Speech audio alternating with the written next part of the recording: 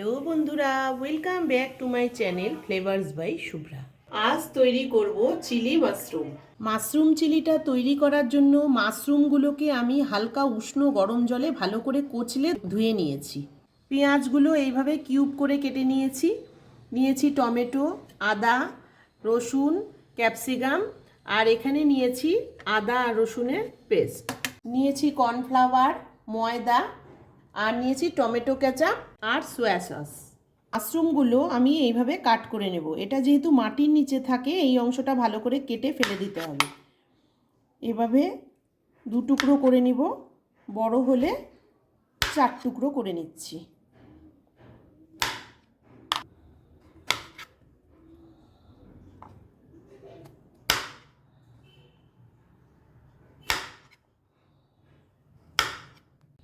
মাশরুমগুলো সব কাট করে নিয়েছি।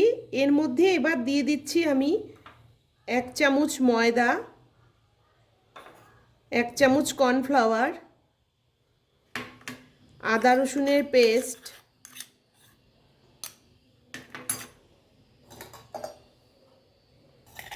দিচ্ছি লবণ, দিচ্ছি হলুদ,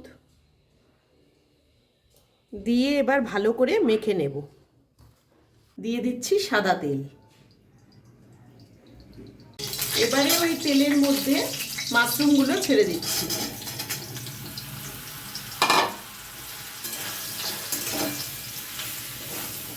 মাশরুমগুলো ভাজা হয়ে গেছে। তোমরা ইচ্ছে করলে মাশরুমগুলোকে ছাকা তেলেও ভেজে নিতে পারো। আমি একটু অল্প তেল দিয়েই ভাজলাম। মাশরুমটা ভাজা হয়ে গেছে, দেখো কতটুকু হয়ে গেল, অনেকগুলো মাশরুম ছিল। এবার আমি তুলে নেব। ওই কড়াইতেই আবারও একটু রিফাইন তেল দিয়ে আমি এক এক করে জিনিসগুলো ছেড়ে দিচ্ছি। প্রথমে দিচ্ছি আদা রসুন কুচিটা,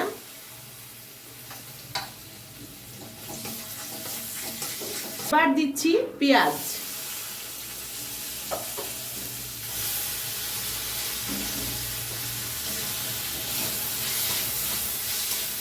এবারে দিচ্ছি ক্যাপসিকাম। ক্যাপসিকামটা দিয়ে একটু ভাজা ভাজা হয়ে গেলে দেব টমেটো। দিচ্ছি লবণ, লবণটা অল্পই দিতে হবে যেহেতু মাশরুমে দেওয়া আছে। এবার দিচ্ছি হলুদ,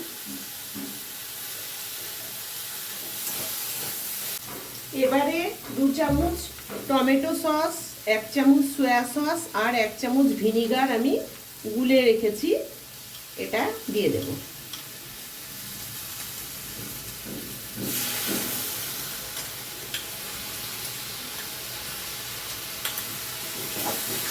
এবারে দিচ্ছি 1 চামচ কর্নফ্লাওয়ার, একটু জল দিয়ে গুলে রেখেছি। ব্যাটারটা একটু থিকনেসটা মোটা হবে, তাই জন্য এটা দিয়ে দিচ্ছি।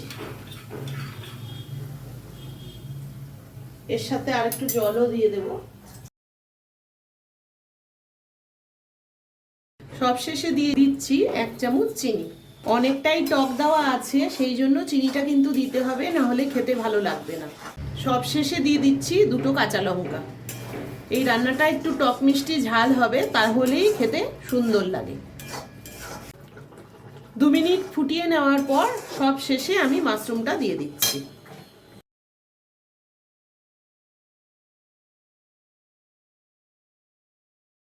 তোমাদের যদি মাশরুম চিলির এই রেসিপিটা ভালো লেগে থাকে তাহলে ভিডিওটিকে লাইক করো, চ্যানেলটিকে সাবস্ক্রাইব করো, আর যারা ফেসবুক পেজ থেকে দেখছো তারা পেজটিকে ফলো করে দিও।